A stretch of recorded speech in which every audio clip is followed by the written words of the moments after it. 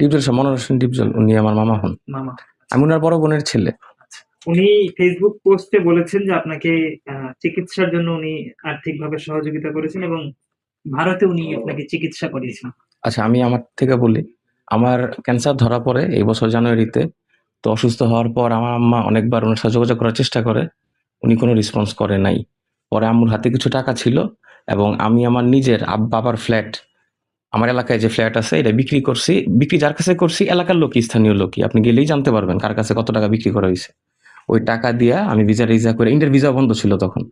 তো খুব চেষ্টা কইরা আমি ইন্ডিয়া যেয়ে চিকিৎসা করাইছি এবং আসার পর বাংলাদেশে সার্জারি করছি। উনি কোনো প্রকার খবরও নেয় নাই, হেল্পও করে নাই এবং উনার ফ্যামিলি থেকে কেউ দেখতেও আসে নাই একবার। যেটা সত্য এটাই। উনি যে ফেসবুক পোস্ট করেছেন এটা কি তাহলে মিথ্যা কিনা? অবশ্যই। আমার যদি আমার ফ্ল্যাট বিক্রি করা লাগবে কেন তাহলে আপনি বলেন? আমার বাবার ফ্ল্যাট তো বিক্রি করতাম না। ফ্ল্যাট বিক্রি করা লাগছে এবং আর্জেন্ট বিক্রি করাতে খুব দ্রুত বিক্রি কইরা পরে আমরা ইন্ডিয়া যাওয়া লাগছে এবং আমার সবকিছু প্রসেসিং আমি নিজেই করছি।